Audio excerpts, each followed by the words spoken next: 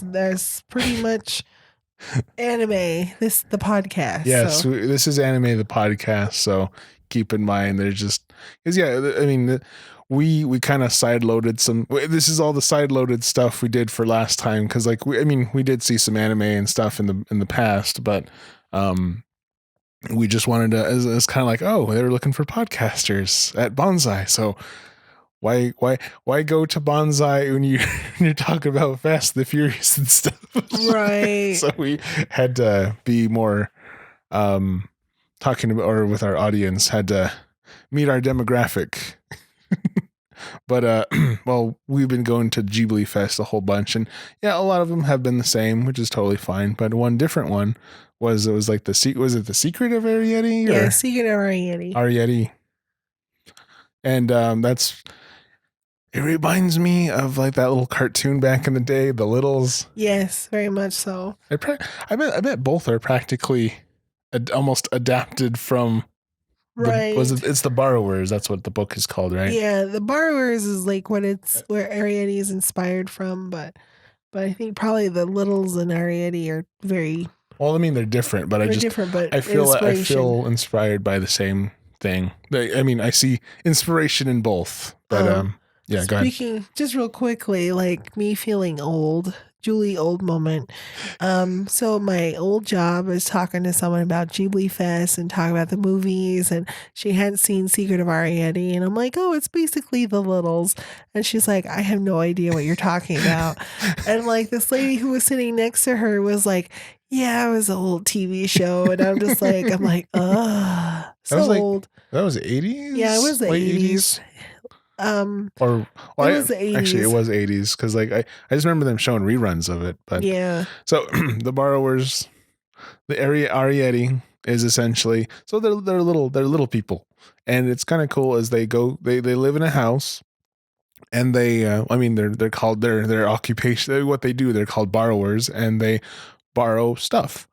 They they borrow like it's actually kind of cool because like even though I love like they would take sugar like just one sugar cube, and that would just feed their family. Like that would be enough sugar for like their tea for like a month, and like little leaves and like tea leaves and like all this kind of little stuff. And I thought it was really cool because when they would pour tea, the water liquid, it would be like a big like instead of like instead of like pouring like normal, it'd just be a big droplet.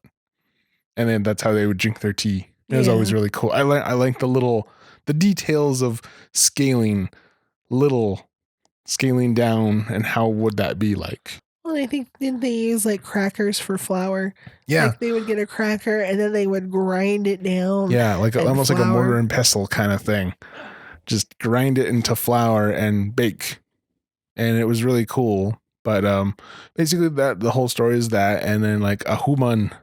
Young human that he's visiting for like the season or whatnot. He's not feeling good, and he discovers them, and basically it's just kind of them forming a relationship, and yeah, like they're just like they become really good friends, and he actually cares about him, and and she inspires him to be brave because. I mean, he sees all the stuff that she has to deal with as like a tiny person. You know? Fighting praying mantises and rats and everything. And then the cat that's always after him. And, yeah. And I think he's got some kind of disease. Like it sounded like they alluded to like cancer or something. Something terminal. But he's like, you inspired me to be brave and kind of pull through, and it's kind of like human spirit of like. Yeah, cause I don't know. I think just my own personal belief is like with sicknesses and all that kind of stuff is like your outlook on life can really favor heavily or not how like your health. Like if you're feeling good, if you feel strong to carry through, you're gonna fight through whatever you need to get better. But if you feel sad and depressed, it's gonna you're gonna spiral downwards. Yeah. And so be brave. Right. And so because like they were discovered by a human, that Sorry, I just like the way of saying human. I know it's human, but human. that they had to leave because they were like the father was more like this is in danger to us, and Arrietty didn't want to go, and the mom didn't want to go because the boy's grandfather built the borrowers a dollhouse, but they never lived in it.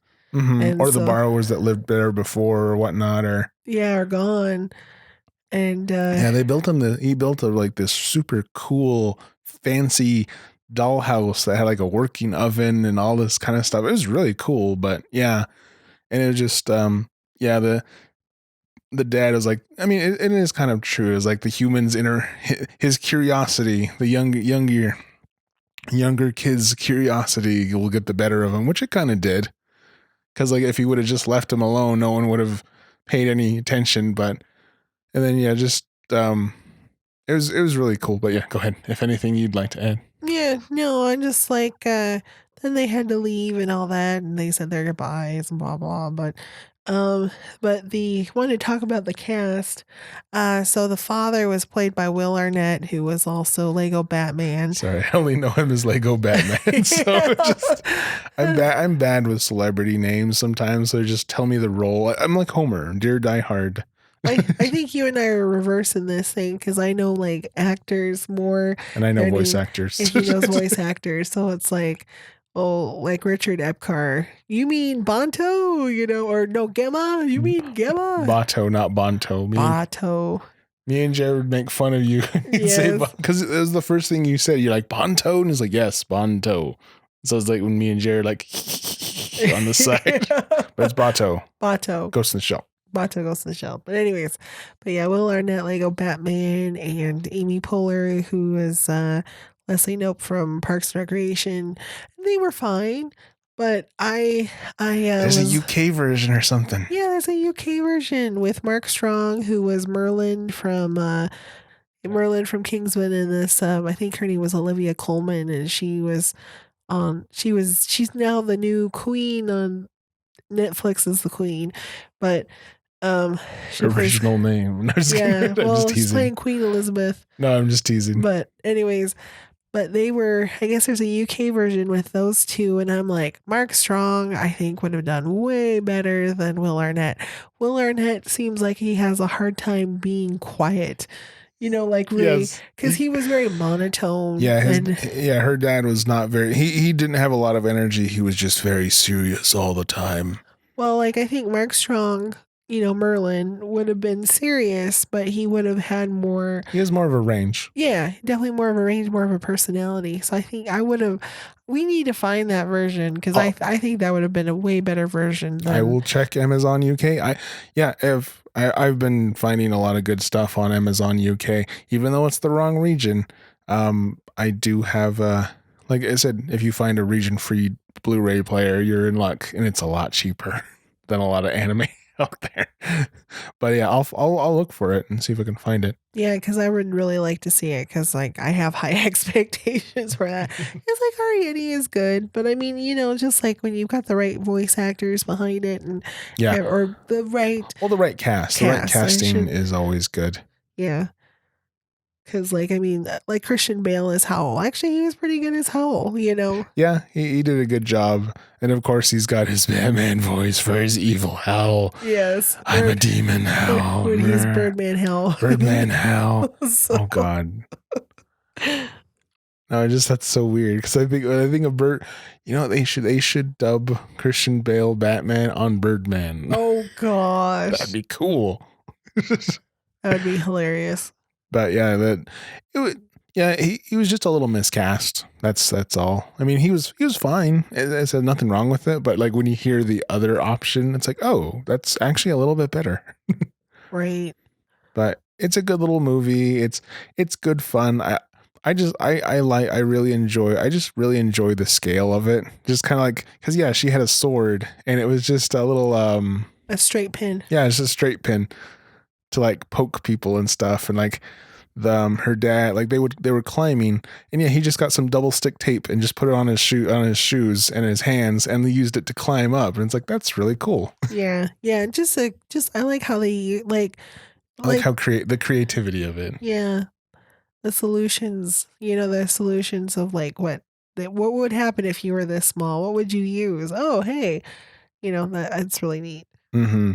But no, it's a good movie. Like I need to get it. Actually, I might have it. I remember when they changed distributors from like to is it G Kids now, isn't it? Yeah, it was Miramax and then it was G Kids. Well, Miramax, then it was owned by Disney, See? and then G Kids got it. So once G Kids is like, hey, we got Ghibli movies, and it's like, Yeah. mine. But I need to check if I have it. But it's a good little fun movie. I really recommend go seeing it. I mean, Ghibli movies, I can't think of a bad one. Well, if we listen to Man Bun, I think it was was it Nausicaa he didn't like? Yeah. Or was it No, he didn't. Yeah, he didn't like Nausicaa. Yeah, he didn't like Nausicaa. Sorry. Sorry, We're gonna have to illustrate that person someday. We're gonna need to get someone to commission like Man Bun. That'd be great. We could make a third character, the third virtual character. Man Bun, what do you think? Worst thing ever. But yeah. Actually, we better be careful because, like, if no. he sees his likeness, he might sue us for defamation. So. There's a lot of people with man buns, and they all look the same.